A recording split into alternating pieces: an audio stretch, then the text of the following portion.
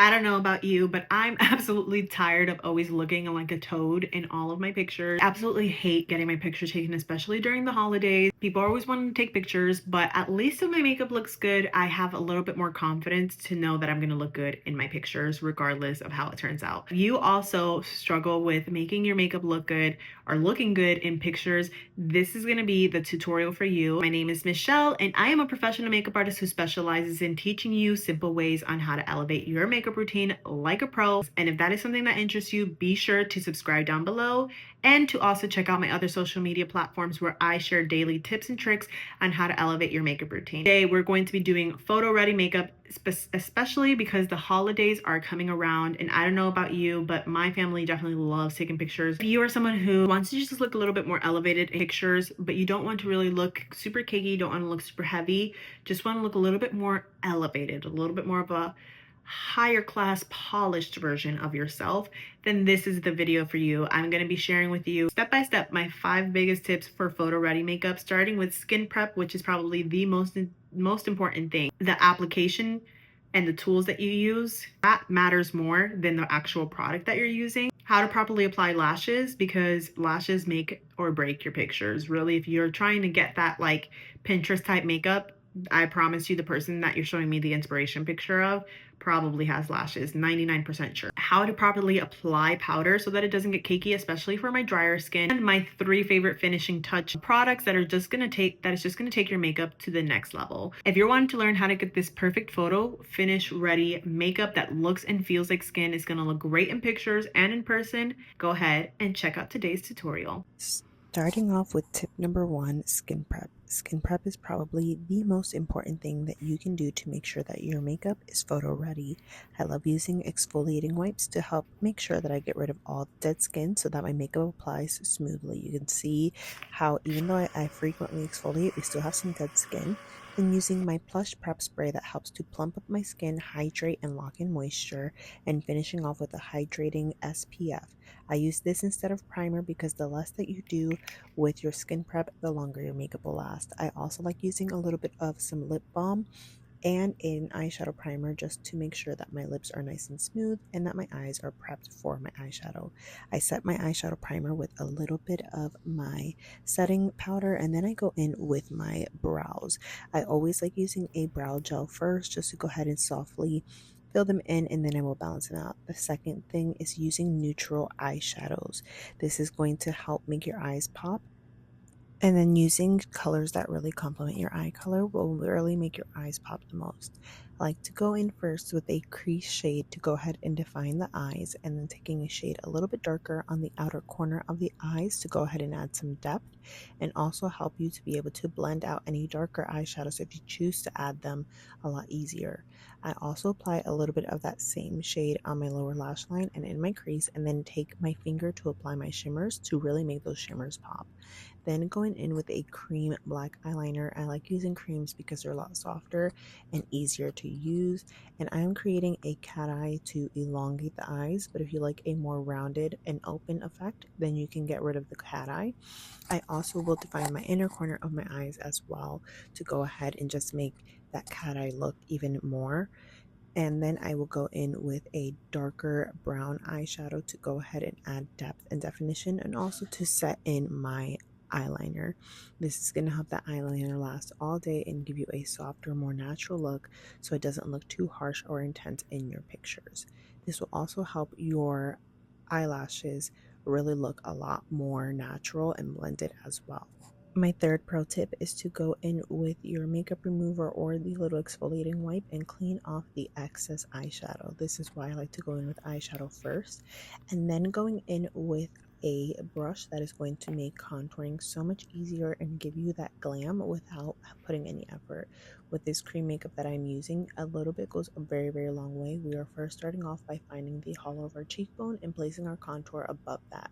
Starting with contour first is going to help so that if you make any mistakes, it's easy to blend out at the end, because we're doing this one layer makeup technique that allows you to have a flawless base that looks like skin, feels like skin, doesn't look cakey, and will still give you that coverage that you are wanting. We're also going to do a few other techniques as well to help make it look more photo ready. I also apply a little bit of contour along my neck and my jawline just to make sure that I don't have any shadows or any double chin in any pictures in case if I'm making any weird faces. Then I'll go ahead and even out my skin tone, adding coverage first to the areas that are the most distracting, like acne scars and dark circles, to go ahead and create a flawless base, and then adding a lighter shade to go ahead and add brightness right around my dark circles in the center of my face to really create dimension and depth to my face. Then I'll go in with the lighter shades and start blending that out first by tapping, and then using the other side of the brush to go ahead and blend in the darker shades into the lighter shades and just stamp around until I get a flawless finish. I can always add more at this point if I need to, but for the most part, because I've been using this makeup for so long, I know the right amount to use, but it does take practice. So don't worry if you don't get it on the first time. Definitely start with less. You can always add more. After everything's blended, we're going to go in and add some warmth and color with bronzer first on top of the cheekbones and on the center of our forehead and on the center of our face. This is going to give a natural and sun-kissed finish. I like using a fluffier brush for my bronzer and then a more dense brush to apply my blush. I'm applying my blush starting from the temples of my cheek and working my way down in the angle of my contour to create a more chiseled shape. Always remember that wherever you place your color down first is wherever the color is going to be the most pigmented. Then taking a setting powder and a powder puff, and I'm going to use this to go ahead and mattify my whole entire face. Because of the fact that light reflects on pictures, you want to make sure that your skin is more of a soft matte finish and not super glowy and dewy, because it doesn't look best in pictures.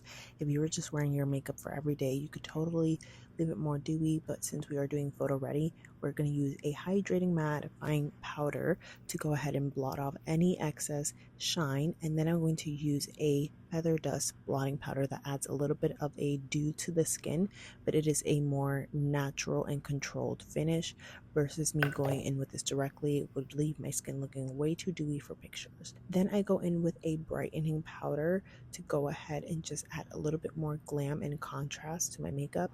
You can totally stop at any point that you feel comfortable, but applying that powder is going to help to, one, chisel out your contour, and two, create more of that contrast that really pops in pictures. Then I go in with that same shade from my crease and just use that to define my eyes again, and then spray my face with setting spray to melt in all of the powder, fan myself off so that way I can continue doing the rest of my makeup. Then I go in with my cream illuminator, places on the highest point of my cheekbone, on the center of my nose, and this is just going to really make the face pop and add a lot more dimension to the skin and give you that lip from a thin glow. Then we are going to do one of the most important steps, which is applying our falsies. We are going to do half lashes today, so I start off first with mascara. I do a good generous coat of this, and then I'm going to go in with my half lashes. I'm going to use lash applicating tweezers to help me apply them, and using a brush on lash glue to help apply the lash glue evenly, and then I let that dry for about 30 seconds. You can use your fan if you want to, and make sure that it is almost looking clear and not white. If it's looking white, it is too wet, and if you have wet lashes, it's going to slip and slide all over the place.